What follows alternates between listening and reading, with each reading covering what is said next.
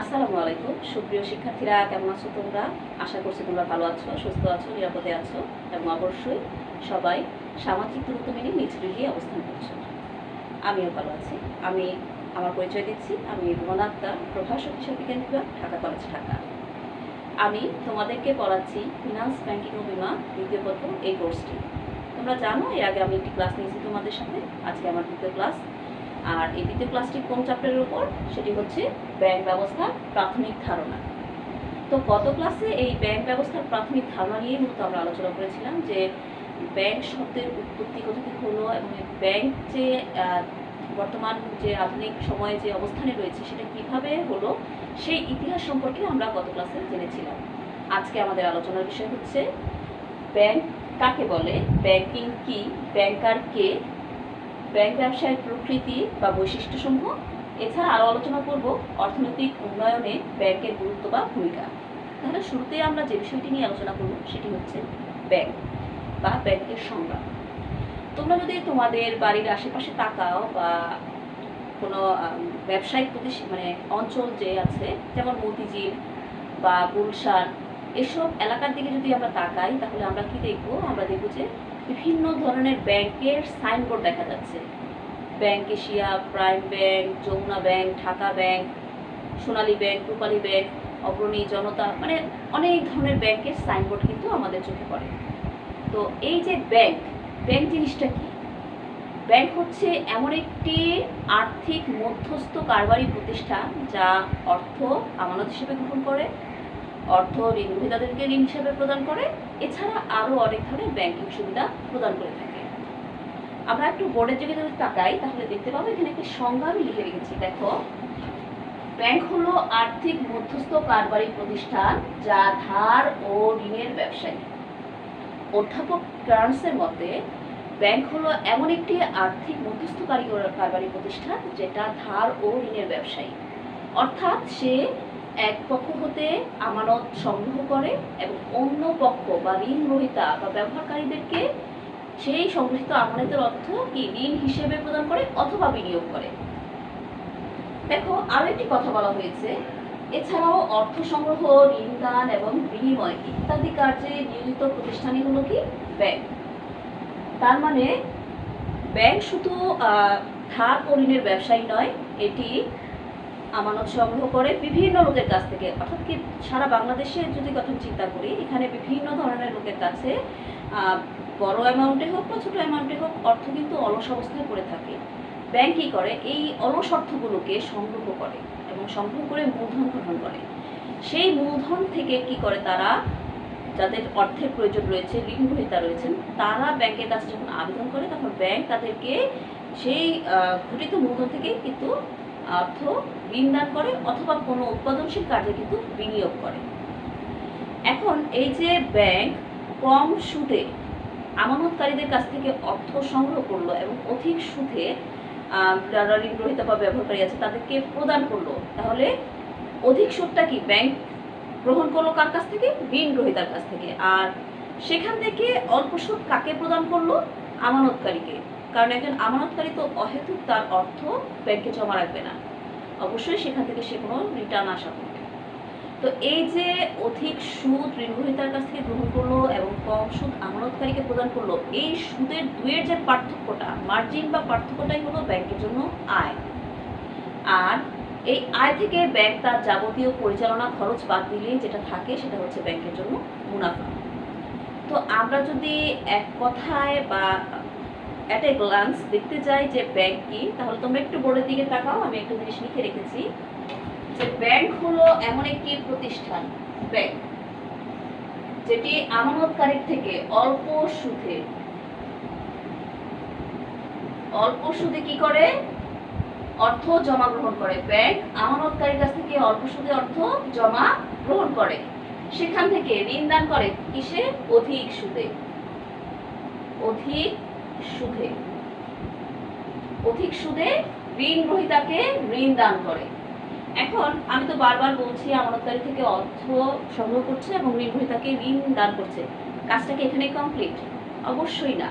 কারণ একজন আমানতকারী সারা জীবনের জন্য কিন্তু ব্যাংকে অর্থ ফেলে রাখবে না, সে অবশ্যই সেটা আবার তুলে নিবে, তার প্রয়োজন অনুযায়ী সে উত্তোলন করে নিবে, তখন ব্যাংকে কি করতে হবে, সেই অর্থটা অবশ্যই আমানতকারীকে ফেরত দিতে হবে।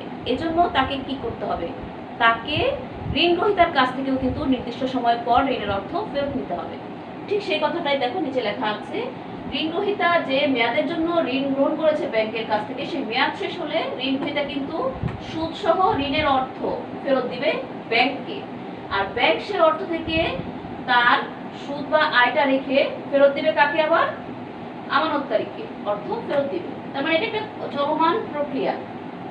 এবং এই যে অধিক সুদ আর এই অল্প সুদের পার্থক্যটাই হচ্ছে কি ব্যাংকের আয়, সেখান থেকে যখন ব্যাংক তার পরিচালনা খরচ বাদ দিবে বা অন্যান্য খরচ বাদ দিবে, তখন যেটা থাকবে সেটা হচ্ছে ব্যাংকের মুনাফা, লাভ বা ক্ষতি। আমি আশা করি তোমরা বুঝতে পেরেছো যে ব্যাংক কাকে বলে বা ব্যাংক কি। সোজা কথায়, একদম সোজা কথায়, ব্যাংক হলো ধার ও ঋণের ব্যবসায়ী, যা অর্থ সংগ্রহ করে, অর্থ মানে ঋণদানকারীকে ঋণ হিসেবে প্রদান করে এবং অন্যান্য ব্যাংকিং কার্যাবলী সম্পাদন করে। তো এই যে ব্যাংক অন্যান্য যে কার্যাবলী সম্পাদন করে তার মধ্যে কি কি রয়েছে, যেমন ব্যাংক চেক ইস্যু করে, পে অর্ডার, ব্যাংক ড্রাফট, তারপরে হচ্ছে এলসি বা প্রত্যয়নপত্র ইস্যু করে, এছাড়া debit card, credit card issue করে, নানা ধরনের সার্ভিস প্রদানের মাধ্যমে কিন্তু ব্যাংক সার্ভিস চার্জ আদায় করে। তো এবং এই সবগুলো কাজই কিন্তু আসলে কি ব্যাংকিং সুবিধা, যেটা ব্যাংক জনগণকে প্রদান করে থাকে। তো এই ছিল আমার ব্যাংক। এবার আসি আমি ব্যাংক কি, ব্যাংকিং কি। সাধারণত ব্যাংক যা কাজ করে সেটাই ব্যাংকিং, সকল কাজের মানে সামগ্রিক যে কাজটা রয়েছে সেটাই ব্যাংকিং। কিন্তু ব্যাপক অর্থে ব্যাংক যে কাজগুলো করে, যেটাকে ব্যাংকিং বলা হয়, সেটা হচ্ছে যে ব্যাংক আমানত সংগ্রহ করে বিভিন্ন হিসাবের মাধ্যমে, সেটা চলতি হিসাব, সঞ্চয় হিসাব, অন্য কোনো হিসাবের মাধ্যমে যদি করে থাকে। এছাড়াও ব্যাংক সেই যে আমানত সংগ্রহ করলো সেটাকে আবার কি পরিশোধ করতে হয়, চেক ইস্যু করে, চেক পরিশোধ করে, তারপরে ধরো ব্যাংক ড্রাফট, পে অর্ডার, প্রত্যয়নপত্র ইস্যু করে, তারপরে হচ্ছে এলসি ওপেনিং করে, ব্যাংক বিভিন্ন ধরনের মানে যারা গ্রাহক রয়েছে তাদের অর্থ স্থানান্তর করে, তাদের পক্ষে তাদের প্রতিনিধিত্ব করে, বিনিময় বিলে স্বীকৃতি প্রদান করে, এছাড়া তাদের যে মূল্যবান দলিলাদি বা জুয়েলারি থাকে সেগুলোকে সংরক্ষণ করে, ইত্যাদি নানাবিধ কাজকে কিন্তু আসলে কি বলা হচ্ছে, ব্যাংকিং বলা হচ্ছে। তো তোমরা একটু বোর্ডের দিকে তাকাও, দেখো এখানে আমি একটি সংজ্ঞা লিখে রেখেছি। লেখা আছে, banking is the business of A banker, the keeping or management of A bank. Banking কি? ব্যাংকিং হলো ব্যাংকার যে ব্যবসায়টা করে সেই ব্যবসা এবং এই ব্যবসায়টার পরিচালনা বা ব্যবস্থাপনাটাই হলো ব্যাংকিং। কথাটাই বলা হয়েছে যে একজন ব্যাংকার তিনি যে ব্যবসাটা পরিচালনা করছেন, যে অর্থের ব্যবসাটা পরিচালনা করছেন, সেই ব্যবসাটার যে ব্যবস্থাপনা বা পরিচালনা বা সংরক্ষণ, এই পুরো কাজটাকেই বলা হচ্ছে কি ব্যাংকিং। তো এরপরে আমরা আসি ব্যাংকার। যে ব্যক্তি বা প্রতিষ্ঠান ব্যাংক ব্যবসায় কর্মকাণ্ডে কার্যরত থাকে তাকে ব্যাংকার বলে। ব্যাংকারকে যে ব্যক্তি বা প্রতিষ্ঠান ব্যাংক ব্যবসায়ের কর্মকাণ্ডে কার্যরত থাকে তাকে ব্যাংকার বলে। তার মানে একটা ব্যাংক প্রতিষ্ঠানের সকল ধরনের কর্মচারী যারা আছে সকলকে কিন্তু ব্যাংকার বলে। আমরা যদি সহজ করে বলতে চাই তাহলে এভাবে বলা যায় যে একটি ব্যাংক ব্যবসায়ে নিয়োজিত মালিক পক্ষ বা তাদের পক্ষে দায়িত্বপ্রাপ্ত যেসব প্রতিনিধি রয়েছে তাদের, তথা চেয়ারম্যান, ব্যবস্থাপনা পরিচালক, শুধু পরিচালক, তারপরে হচ্ছে বিভিন্ন লেভেলের কর্মকর্তা কর্মচারী, সকলকেই কিন্তু কি বলা হচ্ছে, ব্যাংকার বলা হচ্ছে। অর্থাৎ যে ব্যক্তিটি ব্যাংকে চাকরি করছে তিনি ব্যাংকার। এটাই সহজ কথা। ব্যাংক ব্যবসায়ের প্রকৃতি। তো ব্যাংক ব্যবসায়ের প্রকৃতি কি? অন্যান্য আর্থিক প্রতিষ্ঠানগুলোর মতো ব্যাংক ব্যবসায়েরও রয়েছে নিজস্ব কিছু বৈশিষ্ট্য, যেটা অন্য আর্থিক প্রতিষ্ঠানগুলো থেকে ব্যাংক ব্যবসায়কে আলাদা করেছে। তো কি সেই সুবিধাগুলো? দেখো, সুবিধা না, আসলে বৈশিষ্ট্য বলা যায়। যে আর্থিক প্রতিষ্ঠান তো অনেক ধরনের রয়েছে, বীমা প্রতিষ্ঠান রয়েছে, তারপরে বিভিন্ন ধরনের ঋণদানকারী প্রতিষ্ঠানও রয়েছে, তারা কিন্তু ব্যাংক না। তার মানে ব্যাংক হতে গেলে একটা প্রতিষ্ঠানের কিছু স্বতন্ত্র বৈশিষ্ট্য থাকতে হবে। তাহলে সেই বৈশিষ্ট্যগুলোকে আমরা এখন জেনে নেব। প্রথমে লিখেছি আমি, দেখো, মধ্যস্থ কারবারি প্রতিষ্ঠান। অর্থাৎ ব্যাংক হলো এমন একটি আর্থিক মধ্যস্থ কারবারি প্রতিষ্ঠান, যেই প্রতিষ্ঠানটি নিজের অর্থের সাথে সাথে অন্য আমানতকারীদের কাছ থেকে অর্থ সংগ্রহ করে এবং সেখান থেকে মানে দুই অর্থ মিলে, অর্থাৎ ব্যাংকের নিজস্ব যে মূলধন সেটার সাথে প্লাস আমানতকারীদের থেকে সংগৃহীত অর্থ, এই দুইটাকে মিলিয়ে মূলধন গঠন করে সেখান থেকে কি করে ঋণ দেয়, কাকে? ঋণ গ্রহীতাদেরকে। ফলে দেখো এখানে ব্যাংক কি করছে, একদল লোকের কাছ থেকে স্বল্প সুদে আমানত গ্রহণ করছে, সংগ্রহ করছে, আবার অন্য আরেকদল লোককে অধিক সুদে ঋণ প্রদান করছে। অর্থাৎ ব্যাংক এখানে কিসের কাজ করছে? মধ্যস্থকারীর কাজ করছে।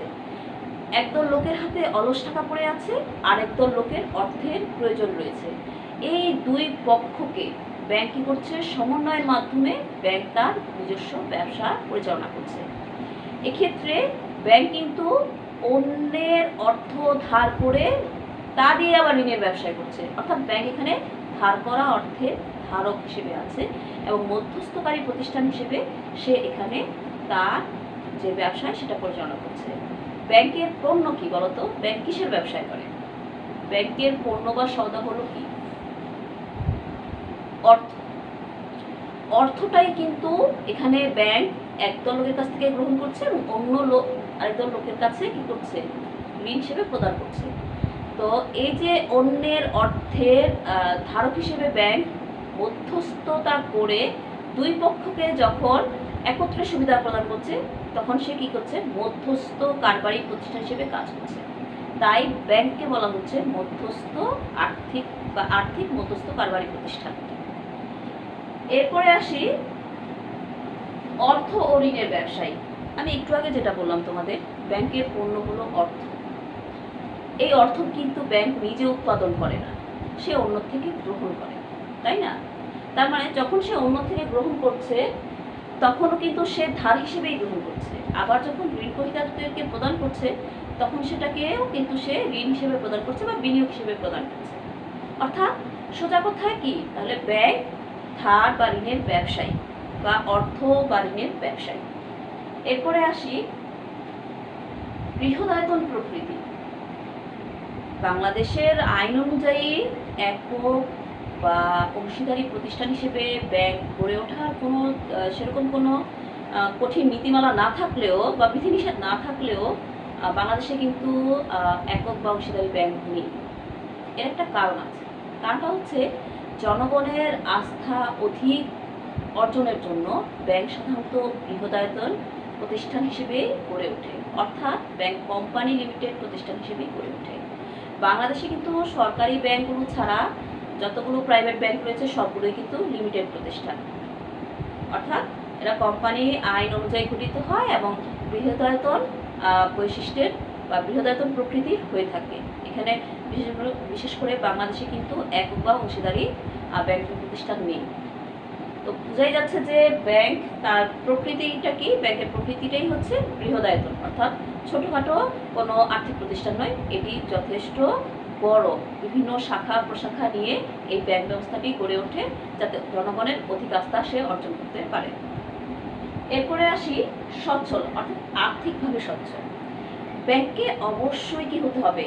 আর্থিকভাবে সচ্ছল হতে হবে। তাহলে আর্থিকভাবে সচ্ছল কাকে বলে? আর্থিকভাবে সচ্ছল হচ্ছে সেই যে তার দায় পরিশোধের ক্ষমতা রাখে, অর্থাৎ ব্যাংককে তার দায় পরিশোধের ক্ষমতা রাখতে হবে। এখানে দায় পরিশোধটা আবার এই যে আমানতকারীর কাছ থেকে ব্যাংক অর্থ গ্রহণ করলো, এই অর্থটা তো ব্যাংকের নিজের না, তাই না? এটা আমানতকারীর কাছে ব্যাংকের দায়। তার মানে আমানতকারী যখন চাহিদা মাত্র অর্থ উত্তোলন করার সুযোগ পায়, সেজন্য কি করতে হবে? ব্যাংককে দায় পরিশোধের ক্ষমতা থাকতে হবে। আর এই দায় পরিশোধের ক্ষমতা না থাকলে কিন্তু সে চাহিদা মাত্র আমানতকারীকে বা তার গ্রাহককে অর্থ ফেরত দিতে পারবে না। ফলে এই যে ব্যাংক প্রতিষ্ঠানটি রয়েছে সেটির কিন্তু দুর্নাম হবে এবং ব্যাংকের প্রতি জনগণের আস্থা কমে যাবে। তাই ব্যাংক, বিশেষ করে ব্যাংক অন্যান্য যে সকল প্রতিষ্ঠান রয়েছে সেই সকল প্রতিষ্ঠান থেকে ব্যাংককে অবশ্যই কি করতে হয়? আর্থিকভাবে সচ্ছল হতে হয়। অন্য প্রতিষ্ঠানগুলোর ক্ষেত্রে আর্থিকভাবে সচ্ছল হওয়াটা যতটা না অপরিহার্য, ব্যাংকের জন্য এটা অবশ্যই একটি অপরিহার্য বৈশিষ্ট্য যে ব্যাংকে অবশ্যই আর্থিক সচ্ছলতা থাকতে হবে।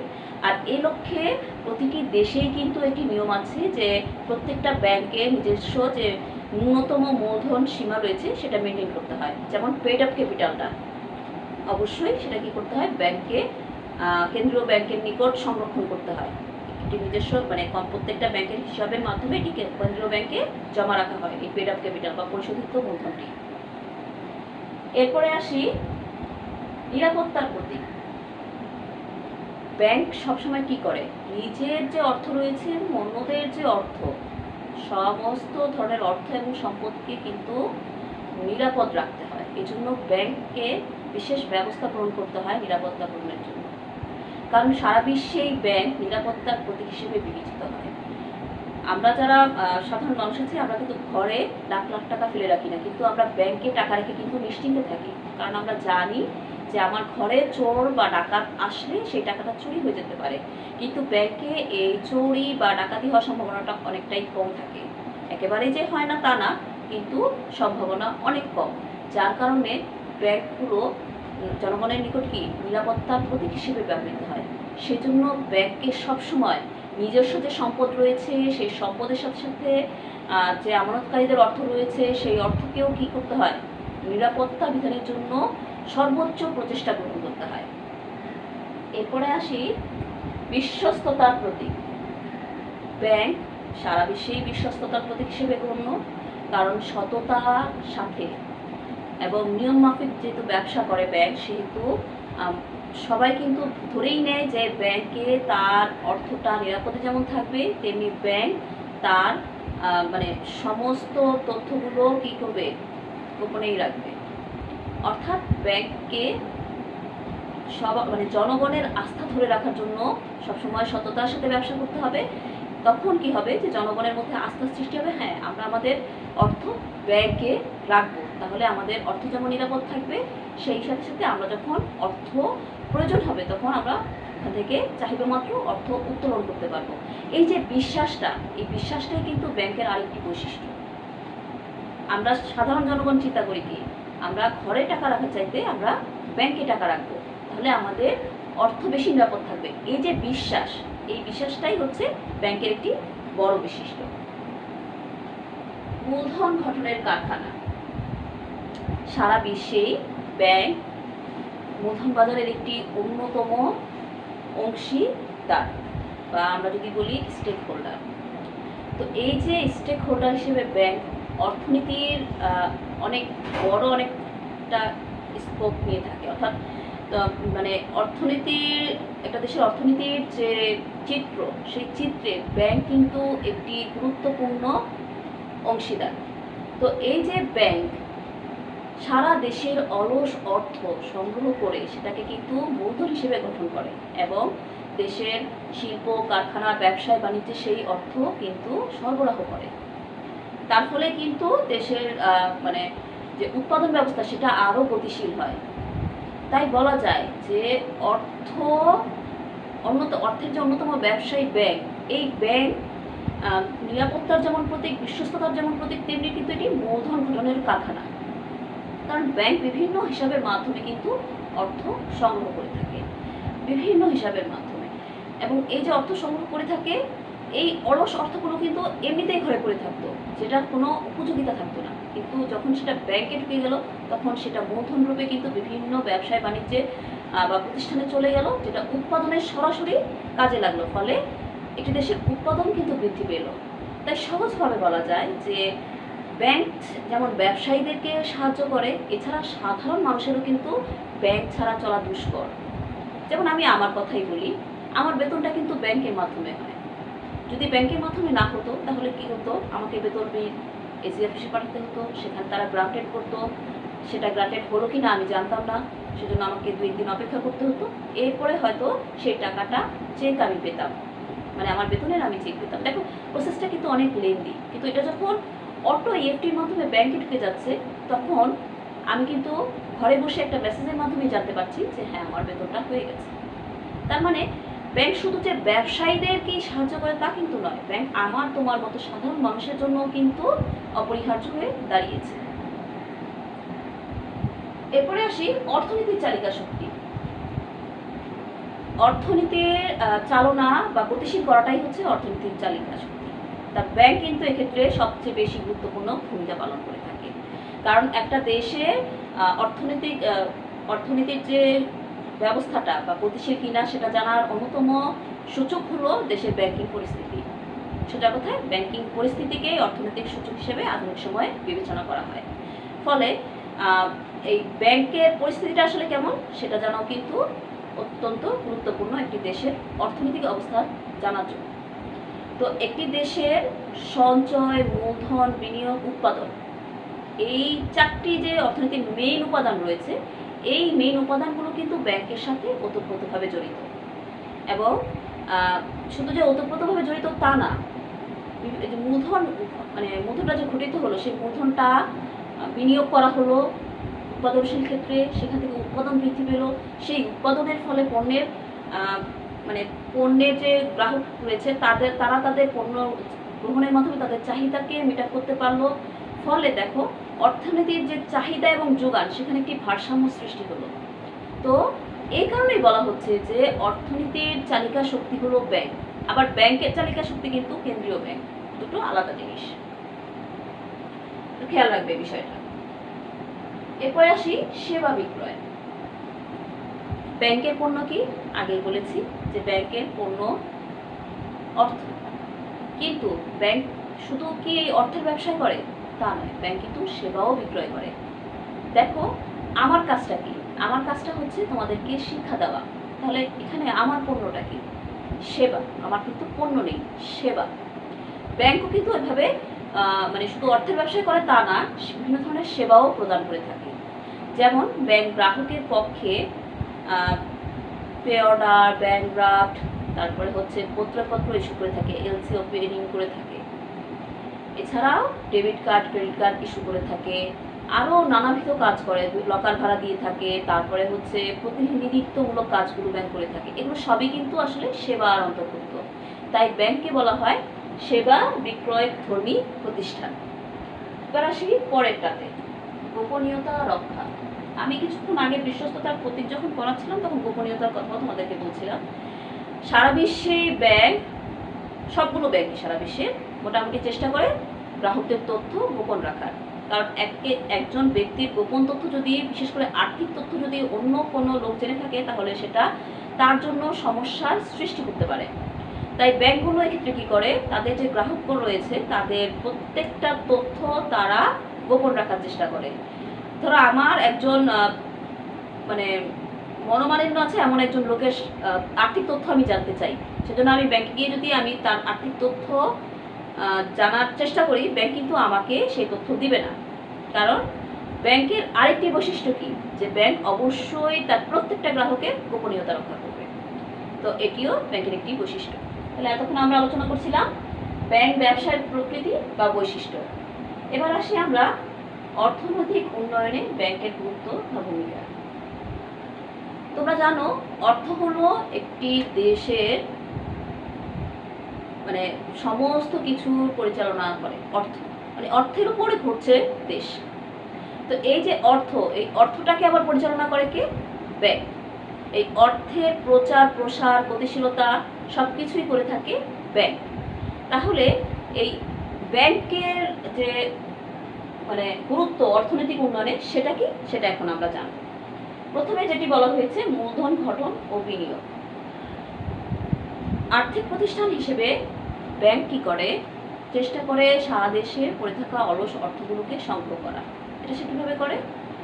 স্থায়ী, চলতি বা অন্য কোনো হিসাবের মাধ্যমে সংগ্রহ করার। তারপরে এই যে সংগৃহীত অর্থটা আসলো ব্যাংকের কাছে, সেটাকে কি সে অলস অবস্থায় ফেলে রাখে? না, সে তা করে না। সে এটাকে মূলধন হিসেবে গঠন করে এবং সেটাকে সে বিভিন্ন যারা ব্যবহারকারী রয়েছে, ঋণগ্রহীতা রয়েছে তাদেরকে প্রদান করে। ফলে এই অলস অর্থটাই কিন্তু মূলধন হিসেবে গঠিত হয় এবং এই যে বিভিন্ন উৎপাদনশীল ক্ষেত্রে বা বিভিন্ন ব্যবহারকারীকে বা বিভিন্ন যে ঋণগ্রহীতা রয়েছে তাদেরকে যে প্রদান করে, এটাই হচ্ছে কি বিনিয়োগ বা ঋণদান। তাহলে ব্যাংক অর্থনীতির সবচেয়ে গুরুত্বপূর্ণ যে কাজটি করে সেটা হচ্ছে কি, অলস অর্থকে অলস না রেখে সেটার উপযোগিতা বৃদ্ধি করে এবং মূলধন গঠন করে। মূলধন গঠন করার পরে সেটাকে কি করে, সেটাকে অলস অবস্থায় ফেলে রাখে না, সেটাকে আবার বিনিয়োগ করে উৎপাদনশীল খাতে, ফলে দেশের উৎপাদন বৃদ্ধি পায় এবং জনগণের জীবনযাত্রার মান বাড়ে। এরপরে আসি 2, মূলধন সরবরাহ। ব্যাংক মূলধন গঠন করলো এবং প্রয়োজনীয় যে খাতগুলো রয়েছে সেই খাতগুলোতে বা প্রয়োজন যেখানে, অর্থাৎ ঋণ গ্রহীতারা যেখানে রয়েছে, যাদের ঋণের অর্থের প্রয়োজন, তাদেরকে অর্থ সরবরাহ করে। মানে ঘটিত মূলধনটি ওই সকল ব্যক্তি বা প্রতিষ্ঠানকে সরবরাহ করে, ফলে তারা তাদের ব্যবসায়িক যে কার্যক্রম আছে সেটাকে কি করে, গতিশীল অবস্থায় রাখে, চালু অবস্থায় রাখে। কোনো কারণে অর্থের সংকট দেখা দিলে ওই ঋণ গ্রহীতারা কি করে, ব্যাংকের নিকট আবেদন করে, তখন ব্যাংক এই মূলধন তাদেরকে সরবরাহ করে। বিনিময়ের মাধ্যম সৃষ্টি। ব্যাংক যদি বলি, যেমন কেন্দ্রীয় ব্যাংক কি করে থাকে, নোট ও মুদ্রা ইস্যু করে থাকে। তো এই যে নোট ও মুদ্রা ইস্যু করার একক দায়িত্বপ্রাপ্ত প্রতিষ্ঠান হচ্ছে কেন্দ্রীয় ব্যাংক। তাহলে বিনিময়ের মাধ্যম সৃষ্টি করলো কেন্দ্রীয় ব্যাংক, এটা একটা গেল। আরেকটা বিষয় দেখো যে তাহলে বাণিজ্যিক ব্যাংকগুলো কি করে, বাণিজ্যিক ব্যাংকগুলো ওই অর্থটাকে মুদ্রা বাজারে প্রচলন করে বা মুদ্রা বাজারে সেটার ব্যবহার বাড়ায়। এখন কথা হচ্ছে তাহলে বিনিময়ের মাধ্যম সৃষ্টি তো করলো কেন্দ্রীয় ব্যাংক, বাণিজ্য ব্যাংক তো সেটা নিয়ে সহায়তা করলো। এখানে আরেকটি বিষয় লক্ষণীয়, সেটি হচ্ছে যে নগদ অর্থ, নোট বা মুদ্রা হয়তো বাণিজ্যিক ব্যাংক ইস্যু করে না, কিন্তু অর্থের বা নগদের সমতুল্য কিছু দলিলাদি কিন্তু বাণিজ্যিক ব্যাংকও ব্যবহার করে থাকে। যেমন চেক, যেটা নগদ অর্থের সমতুল্য। তারপরে হচ্ছে পে অর্ডার, ব্যাংক ড্রাফট, প্রত্যয়পত্র, এইগুলো, এই যে জিনিসগুলোর নাম বললাম আমরা, এগুলো কিন্তু আসলে মূলত নগদ অর্থের সমতুল্য। তাই এগুলোকেও কিন্তু বাণিজ্যিক ব্যাংক বিনিময়ের মাধ্যম হিসেবে সৃষ্টি করেছে। তাহলে কি বলা যায় যে ব্যাংক, এখানে যেহেতু আমি তোমাদেরকে ব্যাংক পড়াচ্ছি, শুধু কেন্দ্রীয় ব্যাংক বা শুধু বাণিজ্যিক ব্যাংক পড়াচ্ছি না, ব্যাংক বিনিময়ের মাধ্যম সৃষ্টি করে। এরপরে আসি আভ্যন্তরীণ বাণিজ্যের সহায়তা। ব্যাংক মূলধন গঠন করার পর সেটা দেশের যে প্রতিষ্ঠিত শিল্প প্রতিষ্ঠান রয়েছে সেখানে ব্যবসায় বাণিজ্যে অর্থটা সরবরাহ করে, ফলে সেখানে একটি দেশের যে উৎপাদন ব্যবস্থা সেটা গতিশীল হয়।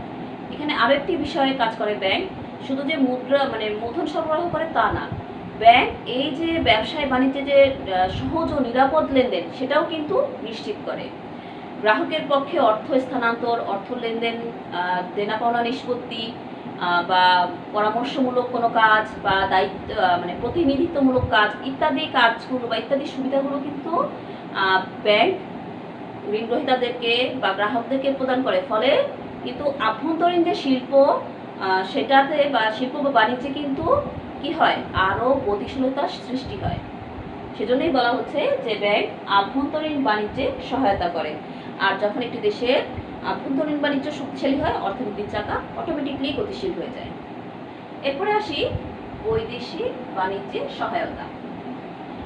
ব্যাংক শুধু আভ্যন্তরীণ বাণিজ্যে সহায়তা করে তা না, বৈদেশিক বাণিজ্যও কিন্তু ব্যাংক সহায়তা করে। আমরা যদি বৈদেশিক বাণিজ্যের দিকে তাকাই, 100%, মোট কথা হচ্ছে 100% লেনদেন কিন্তু ব্যাংকের মাধ্যমে হয়। সেখানে যদি ক্যাশ এলসিও হয় সেটাও কিন্তু ব্যাংকের মাধ্যমেই হয়।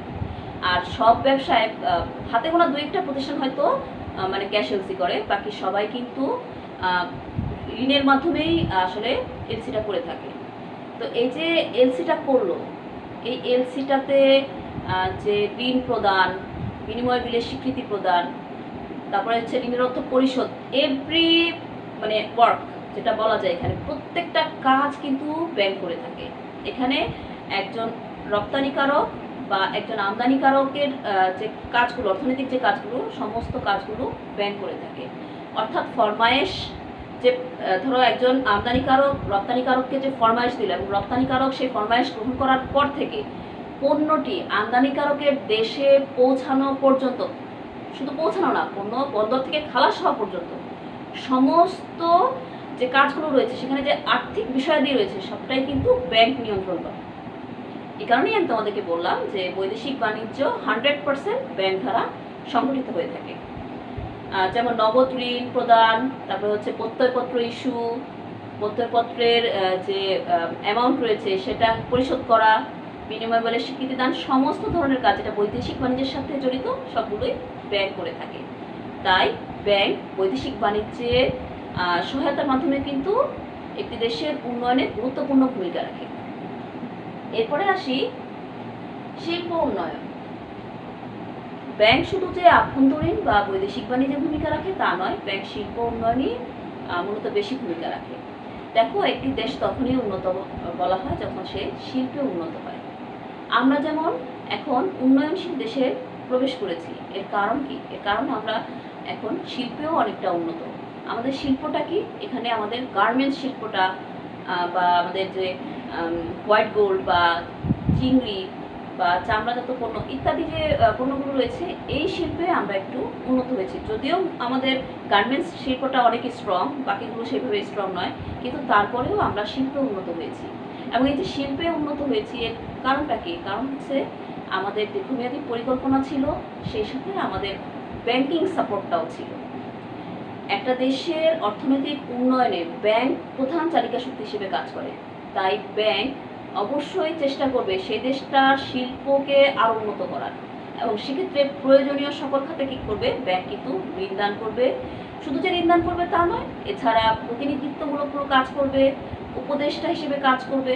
ফলেই কিন্তু এই শিল্পে উন্নয়ন ঘটবে। এ কারণে কিন্তু বিভিন্ন দেশে বিশেষায়িত ব্যাংক গড়ে উঠেছে। বিশেষ করে বাংলাদেশে যেমন ছিল বাংলাদেশ শিল্প ব্যাংক, শিল্প ঋণ সংস্থা। এখন হয়তো এগুলোর নাম চেঞ্জ হয়ে গেছে, কিন্তু তারপরেও কিন্তু শিল্প খাতে উন্নয়নের জন্য আলাদাভাবে বিশেষায়িত প্রতিষ্ঠান রয়েছে। এবার আসি কৃষি উন্নয়ন। শুধু শিল্পে উন্নয়ন হলেই হবে না, প্রত্যেকটা দেশে মানুষের যে প্রোডাক্ট কনজিউম করে তার মধ্যে কিন্তু অনেকটাই থাকে কৃষি পণ্য। তাই কৃষিক্ষেত্রেও কিন্তু উন্নয়ন অবশ্যম্ভাবী। তো এই যে কৃষিক্ষেত্রের উন্নয়নে কিন্তু ব্যাংক অংশীদার হিসেবে কাজ করে। যখন কৃষকরা দুর্দিনে বা দুর্দশায় থাকে, সে সময় ব্যাংক তাদের সহযোগী হয়ে তাদেরকে সাহায্য করে, ঋণ দান করে, বিভিন্ন উপদেশ প্রদান করে, যার ফলে কিন্তু এই সেক্টরটাও বা এই কৃষি উন্নয়নটাও কিন্তু ঘটে থাকে, মানে কৃষিক্ষেত্রে উন্নয়নটাও ঘটে থাকে। এই জন্যও কিন্তু বিভিন্ন দেশে বিভিন্ন ধরনের বিশেষায়িত ব্যাংক রয়েছে। যেমন বাংলাদেশে রয়েছে কৃষি উন্নয়ন ব্যাংক, রাজশাহী কৃষি উন্নয়ন ব্যাংক, কৃষি ঋণ ব্যাংক, মানে কৃষি ব্যাংক, কৃষি ব্যাংক। তো এই যে বিশেষায়িত ব্যাংকগুলো রয়েছে, এগুলো কিন্তু মানে এই কৃষকদের সহযোগী হিসেবে কাজ করার জন্য প্রতিষ্ঠিত হয়েছে, এবং এই কৃষকদের উন্নয়নের মাধ্যমে কিন্তু আসলে এই দেশের উন্নয়নে তারা সচেষ্ট ভূমিকা রাখছে। এরপরে আসি কর্মসংস্থান। ব্যাংক নিজে কিন্তু একটা মানে যেহেতু একটা প্রতিষ্ঠান, অবশ্যই এখানে কিছু লোকের কর্মসংস্থান হয়। এর বাইরেও কিন্তু ব্যাংক বিভিন্ন প্রতিষ্ঠানকে ঋণ দেয়, ফলে তারাও কিন্তু তাদের উৎপাদন কার্য বাড়ানোর উদ্দেশ্যে আরও বেশি প্রতিষ্ঠান স্থাপন করে এবং আরও বেশি লোককে নিয়োগ হিসাবে প্রদান করে। ফলে কি দেখা গেল যে একটা দেশের ব্যাংকসমূহ যেমন কর্মসংস্থানের সৃষ্টি করলো, তারা আবার বিনিয়োগ বা ঋণদানের মাধ্যমেও কিন্তু অন্যদেরকে এই কর্মসংস্থান সৃষ্টি করার সুযোগ দিল। ফলে কর্মসংস্থান সৃষ্টিতেও কিন্তু ব্যাংক গুরুত্বপূর্ণ ভূমিকা রাখে। এরপরে আসি রাজস্ব বৃদ্ধি। ব্যাংক অবশ্যই রাজস্ব বৃদ্ধিতে সহায়তা করে থাকে, বিশেষ করে সরকারের রাজস্ব বৃদ্ধিতে সহায়তা করে থাকে। আর কীভাবে সহায়তা করে থাকে? দেখো, ব্যাংক যে ব্যবসাটা করলো সেখান থেকে তার যে আয়টা হলো, সেই আয় থেকে খরচ বাদ দিয়ে মুনাফাটা পেল, সেই মুনাফা থেকে কিছু অংশ সে ব্যাংকের ব্যাংক সরকারি তহবিলে জমা দেয়। এছাড়াও ব্যাংকের যে আমানতকারীরা রয়েছে বা হিসাব গ্রহীতারা রয়েছে, সেই হিসাবে আমানতের ওপর যে সুদ প্রদান করা হয়েছে, সেই সুদেরও অংশবিশেষ কিন্তু ব্যাংক সরকারি তহবিলে জমা দেয়। ফলে সরকার ব্যাংক হতে এবং আমানতকারীদের কাছ থেকেও কিন্তু ব্যাপক পরিমাণে রাজস্ব পেয়ে থাকে। এছাড়াও ব্যাংক যে বিভিন্ন প্রতিষ্ঠানকে অর্থ ঋণ দিল, সেখান থেকেও কিন্তু সরকার মানে ব্যাপক পরিমাণে রাজস্ব পেয়ে থাকে। তাই রাজস্ব বৃদ্ধিতে, একটি দেশের রাজস্ব বৃদ্ধিতে ব্যাংকের গুরুত্ব অপরিসীম। এরপরে আসি বৈদেশিক বিনিময় পরিচালনা। দেখো, বৈদেশিক বিনিময় মানে বৈদেশিক ব্যবসা বাণিজ্য ছাড়া তো আর চলতে পারে না, যেহেতু মানে পৃথিবীটাই এখন একটা কি হয়েছে, একটা বিশ্বগ্রাম হয়ে গেছে। গ্লোবালাইজেশনের কারণে এটা একটা বিশ্বগ্রামে পরিণত হয়েছে। তার মানে মানে এক দেশের সাথে অন্য দেশের ব্যবসায় বাণিজ্য কন্টিনিউয়াসলি চলতেই থাকে, তাই না? তো এই যে ব্যবসা বাণিজ্য চলছে, এখানে মুদ্রা একটা বড় সমস্যা হিসেবে দেখা দেয়। যেমন বাংলাদেশে টাকা, ভারতের রুপি, আমেরিকায় ডলার, প্রত্যেকটার নাম যেমন আলাদা, তাদের চেহারাও আলাদা, তাদের বৈশিষ্ট্যও আলাদা এবং মূল্যমানও আলাদা। তো এই যে সবকিছু আলাদা, তাহলে লেনদেনের সময় অর্থের যে নিষ্পত্তি, অর্থাৎ লেনদেনের যে নিষ্পত্তিটা হবে সেটা কিভাবে হবে? সেখানে অবশ্যই দুটো দেশের মুদ্রার মান নির্ধারণ করতে হবে, সাম্যাবস্থায় এনে তারপরে সেটাকে মানে কাজে লাগাতে হবে। সহজ কথায় ধরো আমি একটা উদাহরণ দিই, তাহলে বুঝতে পারবে। যেমন বাংলাদেশে 1 টাকার যা দাম, আমেরিকার 1 টাকার কিন্তু তা দাম নয়। আমেরিকার $1 বাংলাদেশে ধরলাম 80 টাকা। তার মানে আমি যখন লেনদেন নিষ্পত্তি করব এবং কাউকে আমি মানে বৈদেশিক বাণিজ্যে আমি আমার কোনো জানি রপ্তানিকার কাছে তাকে আমি অর্থ পাঠাবো, বিশেষ করে যদি আমেরিকায় হয়, তাহলে তাকে আমার ডলারেই প্রদান করতে হবে। তখন সেই ডলারের পরিবর্তে আমি তো, সে যদি আমার কাছে $1 পায়, আমি তাকে কিন্তু 1 টাকা দিতে পারবো না। আমাকে কি দিতে হবে? ওই $1 সমান মূল্যমানের অর্থ তাকে আমার প্রেরণ করতে হবে। যেমন আমি বলেছি, ধরলাম 80 টাকা, $1 সমান 80 টাকা, তার মানে আমার 80 টাকা তাকে প্রদান করতে হবে। এটাই হচ্ছে কি, যে বিনিময়ের হার, মানে দুই দেশে বিনিময়ের যে হার সেটা নির্ধারণ করা, এবং এই কাজটা করে থাকে কে? কেন্দ্রীয় ব্যাংক। শুধু যে বিনিময়ের হার নির্ধারণ করে তা কিন্তু নয়, প্রত্যেকটা দেশেই কিন্তু বৈদেশিক বিনিময়ের কারণে বা বৈদেশিক ব্যবসা বাণিজ্যের কারণে কি করতে হয়? বৈদেশিক মুদ্রা সংরক্ষণ করতে হয়, রিজার্ভ করতে হয়, এবং এই রিজার্ভ কি পরিমাণ হবে সেটাও কিন্তু এই কেন্দ্রীয় ব্যাংক নির্ধারণ করে।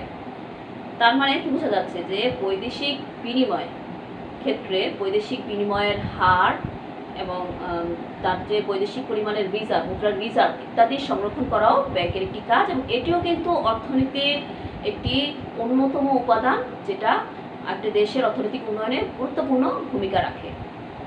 তো আজকে আমার এই ক্লাস এই পর্যন্তই ছিল। নেক্সট ক্লাস পর্যন্ত তোমরা প্রত্যেকে ভালো থাকো, সুস্থ থাকো, স্বাভাবিক থাকো। তোমাদের সকলকে ধন্যবাদ জানিয়ে আমার ক্লাস এখানেই শেষ করছি। আল্লাহ হাফেজ।